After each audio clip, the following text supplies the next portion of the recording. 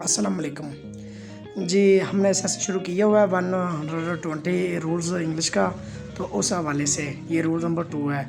आप मेरे चैनल को सब्सक्राइब कर दें और हो सके तो वीडियो को शेयर भी कर दें ताकि दूसरों का भी इससे फ़ायदा हो, ताकि ये जो जितने भी कॉम्पिटिटिव एग्ज़ाम हैं, ये जो रूल्स करवा रहा हूँ, ये इनका बहुत ही ज़्यादा इस्तेमाल होता है और अक्सर लोग इनका एरर कर देते हैं। इसलिए ये कॉम्पिटिटिव एग्ज़ाम के हवाले से बहुत ज़्यादा अहम है और इंग्लिश ग्रामेटिक के लिए भी ये बहुत ज़्यादा अहम है। इसलिए मेरी वीडियो को एंड तक देखें और मेरे चैनल को सब्सक्राइब लाइक कर दें जी। आज पढ़ने वाले हैं रूल नंबर 2 जी। ये एग्ज़ाम के हवाले से यानी कॉम्पिटिटिव एग्ज़ाम जो होते हैं उनके हवाले से ये जो रूल्स हैं ये बहुत ज़्यादा आते हैं। अक्सर ये कॉम्पिटिटिव एग्ज़ाम में ये रूल्स हमेशा पूछ लेती है। तो सबसे पहले हम ईच और एवरी को देख लेते हैं। यानी ईच और एवरी को अगर पार्ट ऑफ स्पीच से देखा जाए तो जो ईच है ना, ये प्रोनाउन और एडजेक्टिव का भी काम करता है। ईच जो है ना, ये प्रोनाउन और एडजेक्टिव का काम करता है। एवरी जो है ये प्रोनाउन का नहीं, ये सिर्फ एडजेक्टिव का काम करता है।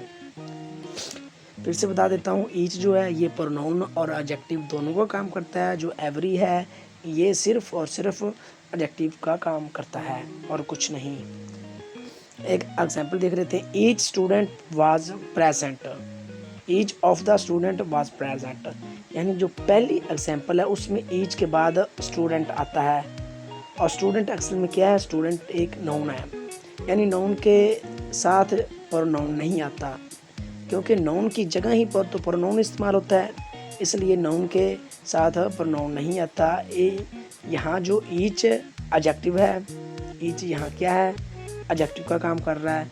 नाउन के साथ प्रोनाउन नहीं आता, मैंने बताया नाउन की जगह ही तो प्रोनाउन इस्तेमाल होता है, इसलिए यहाँ जो स्टूडेंट के साथ जो ईच है ये एडजेक्टिव का काम करता है। दूसरी एग्जांपल में देख लेते हैं। ईच क्या है, ईच के बाद ऑफ आया, क्योंकि ऑफ जो है वो एक प्रोपोजिशन है, इसलिए प्रोपोजिशन से पहले हमेशा क्या, सब्जेक्ट आता है। प्रोपोजिशन से पहले क्या आता है, सब्जेक्ट आता है।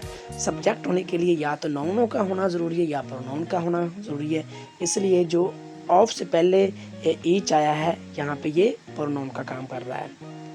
यानी स्टूडेंट से पहले ईच है जो वो एडजेक्टिव का काम कर रहा है, यानी ऑफ द स्टूडेंट्स जो पहले ईच है ये प्रोनाउन का काम करता है, क्योंकि ऑफ है ये एक प्रोपोजिशन है। प्रोपोजिशन पहले हमेशा सब्जेक्ट होता है। सब्जेक्ट का होने के लिए ज़रूरी है कि वो नाउन हो या प्रोनाउन हो जी। इसको मज़ीद समझने के लिए एक और मिसाल देख लेते हैं। एवरी वाज प्रेजेंट, यानी अगर ग्रामेटिक तरीके से देखा जाए ये एग्जांपल गलत है, क्योंकि यहाँ पे जो वाज है वो एक वर्ब है, वर्ब से पहले हमेशा सब्जेक्ट आता है। एवरी जो है ये सब्जेक्ट होने के लिए या तो नाउन होता है या प्रोनाउन होता है। एवरी ना तो ये नाउन है ये ना ही प्रोनाउन है, ये सिर्फ एवरी एडजेक्टिव तौर पे काम करता है, इसलिए सब्जेक्ट होने के लिए या तो नाउन होना चाहिए या प्रोनाउन होना चाहिए।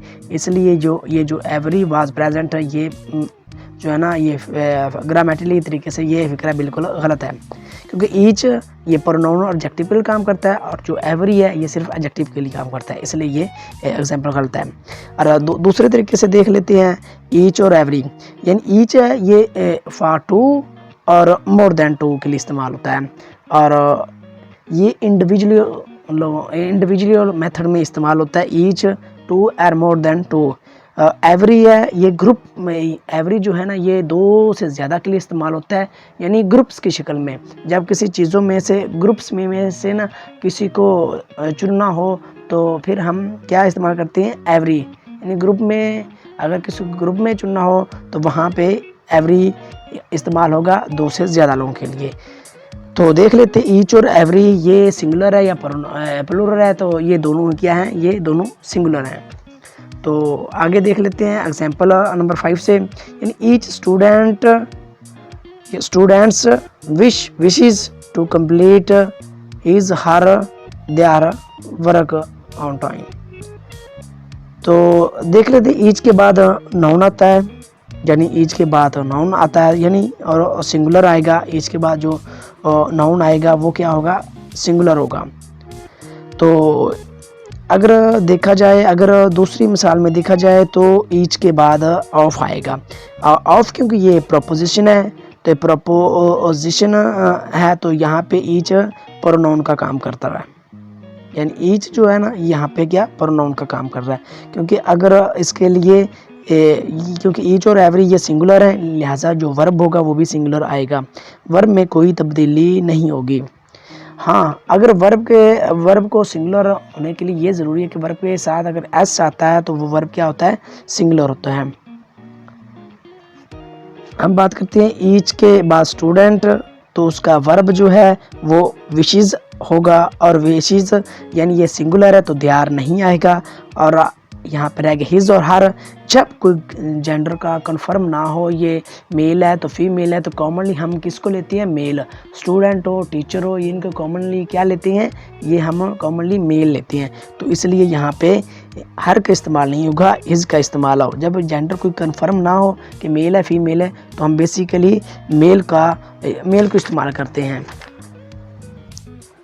और इसी तरह एग्जाम्पल 6 में देख लें, each of the student wishes to complete his her their work on time.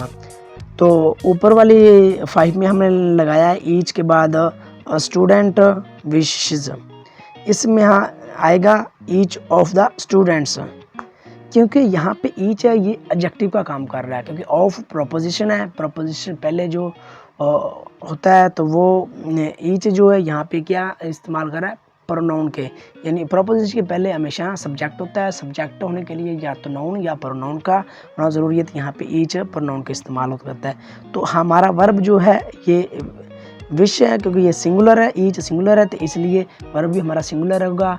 तो वर्ब को सिंगुलर होने के लिए उसके साथ एस का इस्तेमाल होता है, विशेज़। हम यहाँ पे स्टूडेंट्स को नहीं देखेंगे, यहाँ पे हम अपने सब्जेक्ट यानी ईच को देखेंगे, ईच को देख कर ही हम विशेज़ का इस्तेमाल करेंगे, यानी each of the students wishes to complete. फिर वही मिसाल, ये देयर, क्योंकि वो सिंगुलर है, देयर आएगा नहीं, आप जेंडर कन्फर्म नहीं है तो क्या लगाएंगे, हिज लगाएंगे, हिज वर्क ऑन टाइम। तो देख लेते हैं एग्जाम्पल 7 में, एवरी क्लास इज या are ready to attend the seminar, यानी एवरी है ये एडजेक्टिव के लिए, एवरी जो यहाँ पे है ये सिर्फ एडजेक्टिव के लिए इस्तेमाल होता है।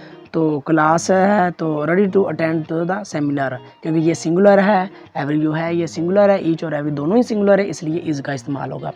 तो ये पिछले कंप्यूटर एग्ज़ाम में ये अहम सवाल है, इसलिए ऊपर वाले 7 को रिपीट किया। अब 8 को देख लेते हैं, particularly every part of the banana is use by man, यानी बनाना के जो पार्ट हैं, एवरी पार्ट हर तो इज़ यूज बाय मैन, मतलब बहुत सारे पार्ट्स को इस्तेमाल करता है। तो ईच पार्ट हम किसी ग्रुप में से तो देख नहीं रहा है, क्योंकि ईच जो होता है ये दो या दो से ज़्यादा, क्योंकि यहाँ पे बनाना है, बनाना के साथ टैनी और तना वगैरह बहुत सी चीज़ें होती हैं, इसलिए यहाँ दो नहीं ज़्यादा हैं।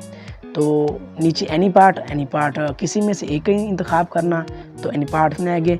मोस्ट पार्ट में तो सारे आ जाते हैं, यहाँ पे जो आएगा वो है नो इम्प्रूवमेंट।